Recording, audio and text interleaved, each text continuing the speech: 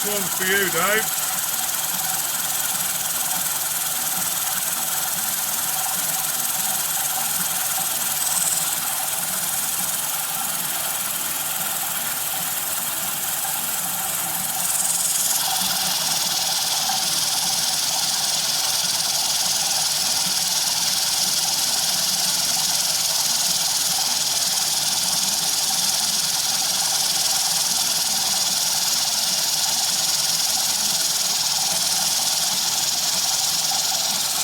That one's already done that.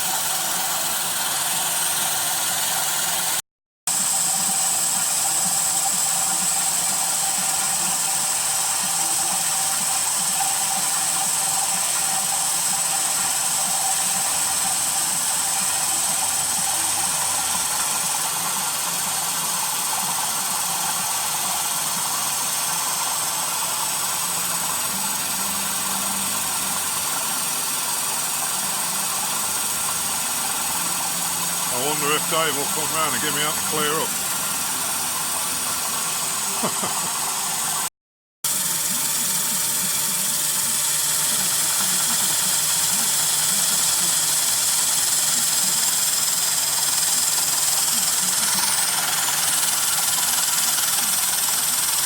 This will just be the finishing pass. And then when this bit's done, we'll get the T-slot cut sorted out.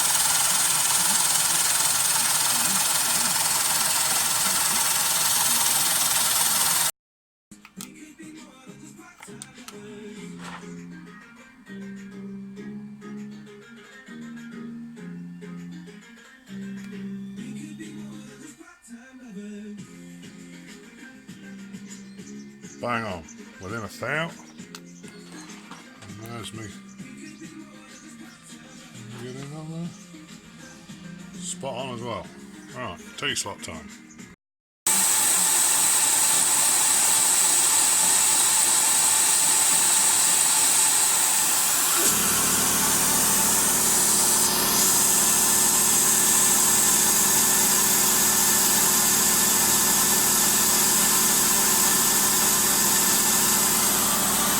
Gonna take a while.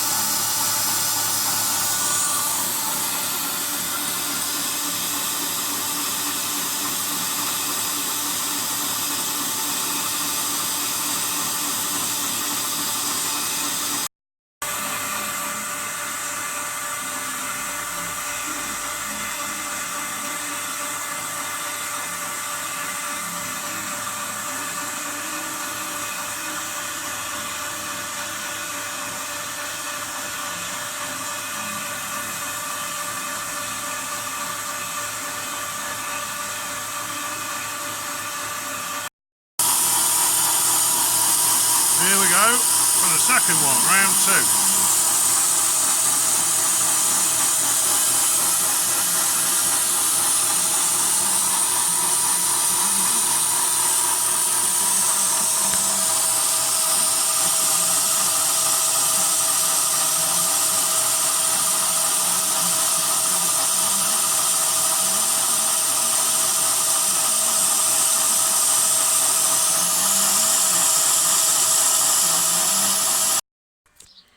I'm just setting up to cut the angle on the back of these blocks.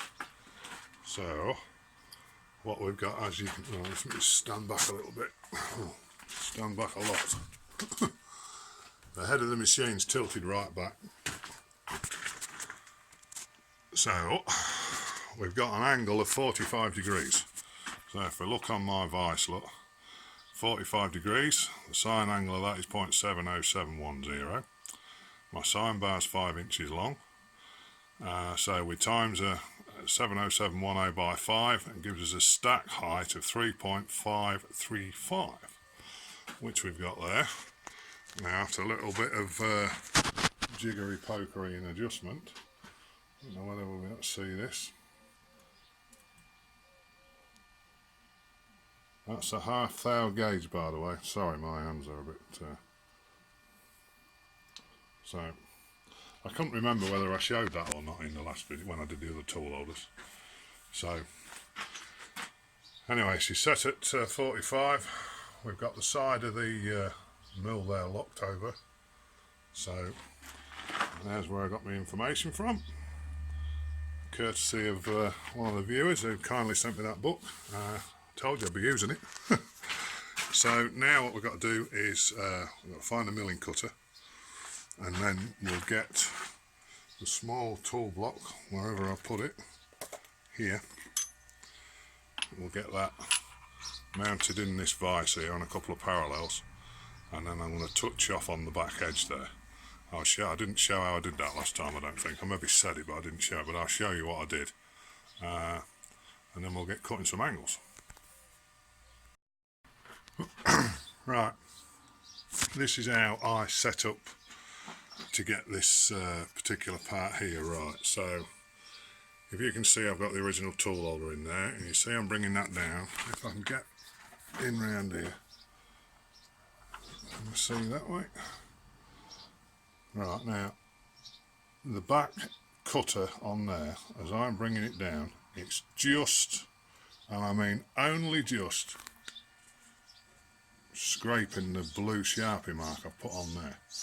So I know we're far enough forward that way, so then all I'm going to do is bring that down till it stops. Look, it's not very easy trying to do this.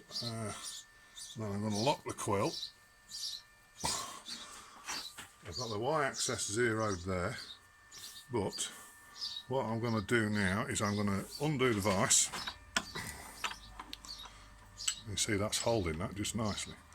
And I'm going to take that out in a second, and then when I put the blank in there to be done, as long as I'm at 0 on there, and I don't want to wind it in that way at the minute because of the chance I might break, if I wind back out, sorry, it'll catch on that back edge there.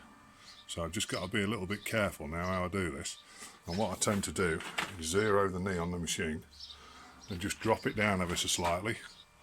Take that one out, and then I'll put the next one in, and I'll bring the knee back up to 0. The quill's locked. We've got 0 on there, so hopefully Fanny's your aunt, Bob's your uncle type thing. And we'll go from there. I do obviously understand that 10 people have most probably set this up to do these angles in 10 different ways, but if you've watched any of my previous videos, you'll know I'm a big fan of trying to keep things as simple as I can. So, and this is how I did the tool holders for my machine, and they came out absolutely spot on. So I've no reason to think that these won't either. So anyway, I'll drop this down, get this out, get the next one in, or get the first blank in, and then start cutting some angles. Right, we're about ready to go now. So knees zeroed, I've locked the y-axis and we're running, I don't know if you can see it there, because I'm 6'6" and I can barely reach it. I think we're running about 900 revs. I've just been cleaning out the this thing because it was blocked up. There's one thing I forgot to say. Where have I put it?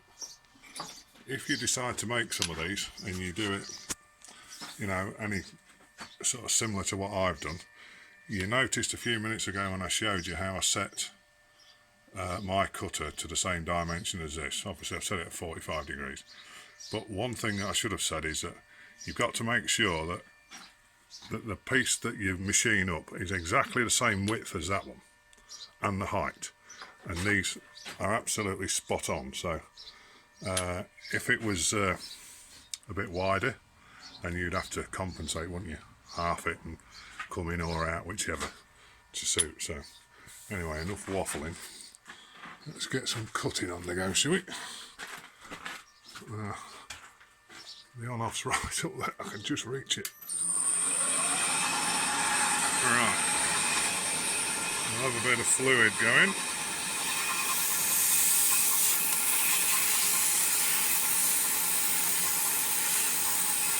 I may need a bit more than that. Oh.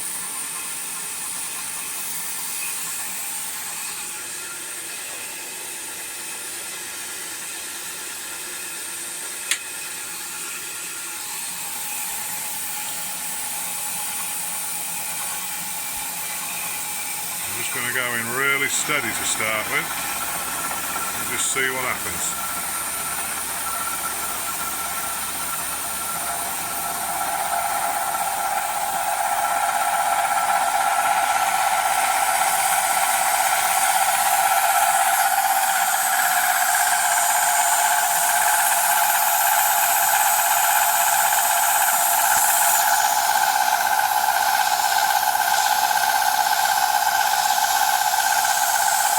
Doesn't sound particularly good, but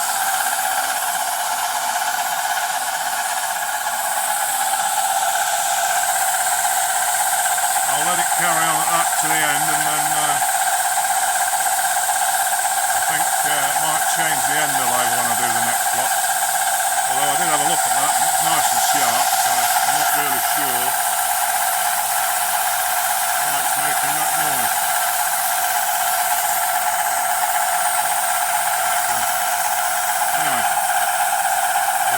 To the end. You can see, well, as you can hear, it sounds a lot better now. I've slowed the RPM down to about 600. Seems to have made a big difference. That's just chewing away through there nicely. If anybody's wondering why the camera works a little bit different to normal, I'm having problems with my little video camera, so I'm having to use my phone at the minute. I have actually, towards the end of this month, I'm going to get a new phone, and I'm hoping that the camera and everything on it's going to be really good.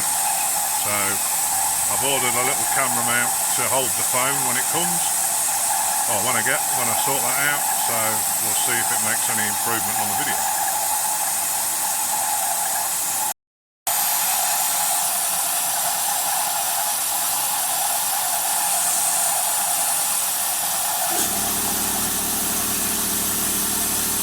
Compressor's got a mind of its own. Right, so that's one side done. What I do now is just have a bit of a clean down and then spin the block round and then do the other side.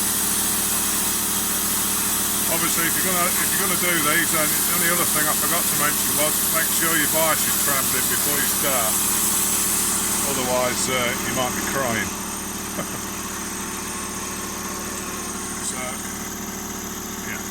That's that one, that back edge done, look. So obviously we've got this back edge here as well to do. We've got another little, I'll show you on that one, look. So that's the bit there that we just cut where my finger is. And then once we've done this, we've got to cut this back edge here as well. But we'll do, on both blocks, we'll do the major cuts here first, and then when we're all them done, we'll set up and we'll kiss on the back here. That compressor's a pain in the ass. And then we'll do the little cuts on the back. So anyway, we'll get cleaned down, blown down, and reset for the next one.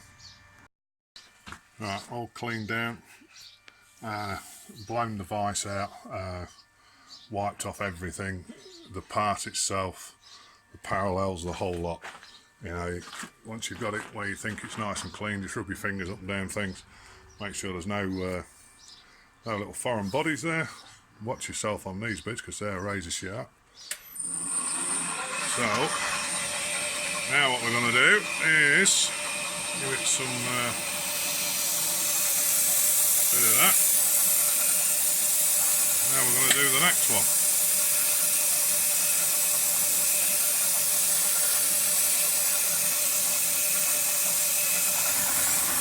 I could go quicker, but I'm not going to bother. I'm just going to let it go nice and steady, because the last thing I want is for it to move in the vise.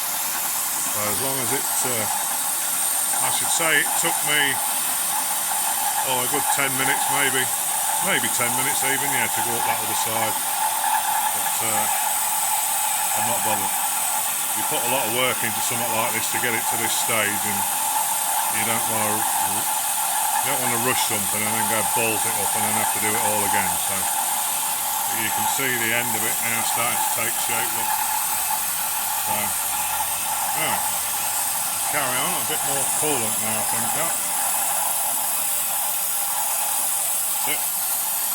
So we'll get to the other end and then I'll get the next one done.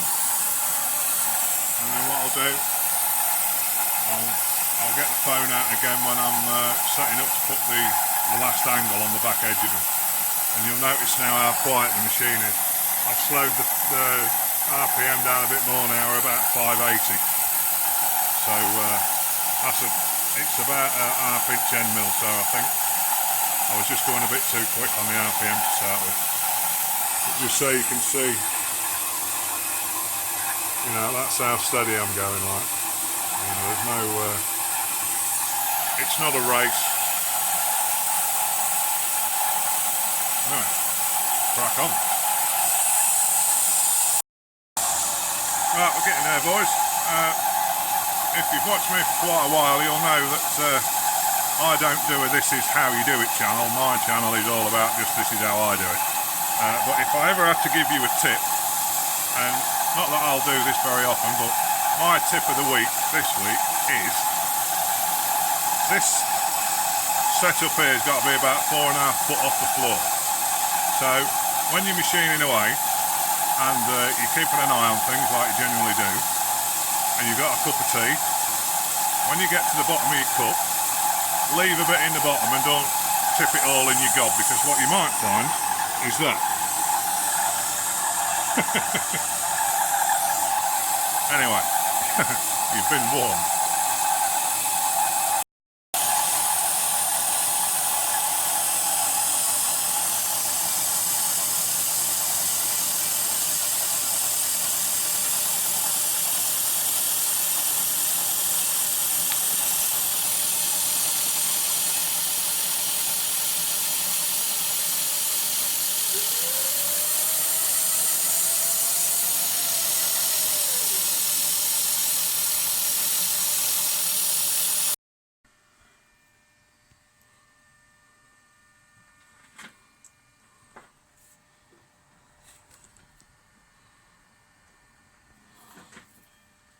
Lock the quilt, zero the white, and I'll lock it as well.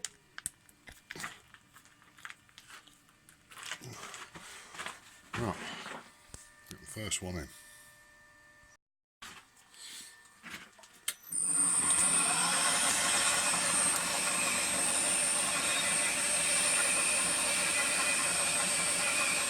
Oops, better connect the air up.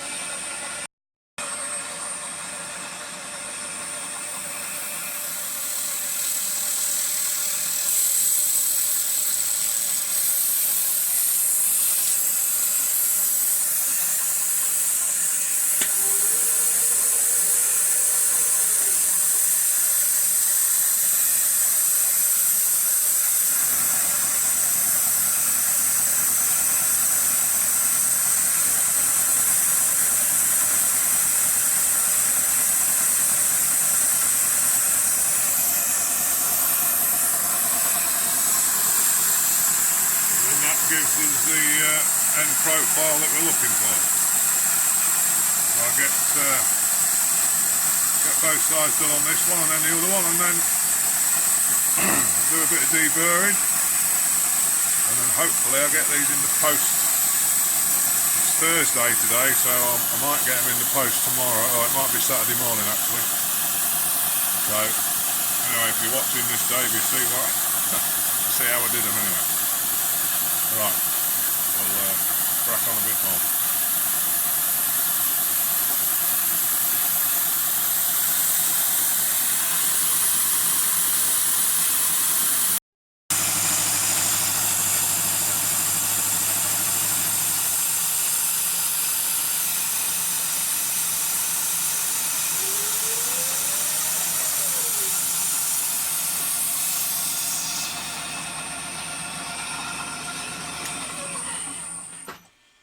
That's the last part. Right, that's it done, so a bit of deburring I think. Right, well there we go, they're all done. You get a bit of a look in there. So I'll get them, I have just been giving them a bit of a touch up with the file. There's a few scratches on them, as you can see, where I've been holding them in the vise. But yeah, so on that side. But it is what it is. I think Dave will be happy enough with them. Let me show a bit better of the end profile. So there's the end look, and if I hold that one on there, you can see. Let me get a bit better camera angle, that'll be a spanner. So they match pretty much as you'd expect them to. Bob on. If I can get it right. So yeah, I'm sure he'll be happy enough with them. I'll ask him, Dave, if he can send me a few photos when he gets his tool holders done, and we'll see what he's made of them all. Yeah, I don't want to do any more. I've had enough of machining tool blanks, but anyway, hopefully it'll help him out. Like I said before, he couldn't machine the angles on the bars what I'd done, and he asked me if I'd do them, so I said yes. So I hope they're all right for you, mate. That'll be it now. That'll wrap this video up. Next one will be pulling the head off that machine now, I think. Well, once I've spent a day clearing all the crap up, and then that should do. Oh, I'll tell you what I was going to mention. And don't worry, I'm not going to ask anybody for any money. What I was going to say was, I know when you watch other people's videos, like I do quite a lot, and I get to the end of the video and I always have a quick look at the comments, and if it's a video and lots of people have commented the same sort of thing that I'm thinking, I never used to bother saying anything. But apparently the way YouTube works, the more comments you get, the more they will sort of push your videos to the front of the queue type thing. I'm not 100% sure how it works, but I was going to ask if you boys could help me out a bit. And you know, when you've watched a video and you get to the end of it, I don't expect everybody to sort of start making long comments and all the rest, but what I tend to do, if it's any use to anybody, is on my keyboard, you know, the emoji symbols you can get, I always just comment with a thumbs up, you know, because if 4 or 5 people have already commented pretty much the same as what I was thinking, I don't bother commenting. Oh, I never used to, I do now, but I always just comment with that thumbs up, or I just put okay or thanks, whatever. It just, I think as far as the YouTube people go, like me with small channels, I think maybe it'll help us out. In the long run, might get a few more views and push to the front of the queue type thing. So anyway, it's up to you boys. If you can do that, fine. If you can't be asked, don't worry. I'll understand, so not a problem. Right, we'll see you on the next one, and I'll get these in the post to you, Dave. well, it's, like I say, it's Thursday today, so it won't be tomorrow now, I don't think. Saturday morning. Right, see you on the next one, boys and girls. Cheers.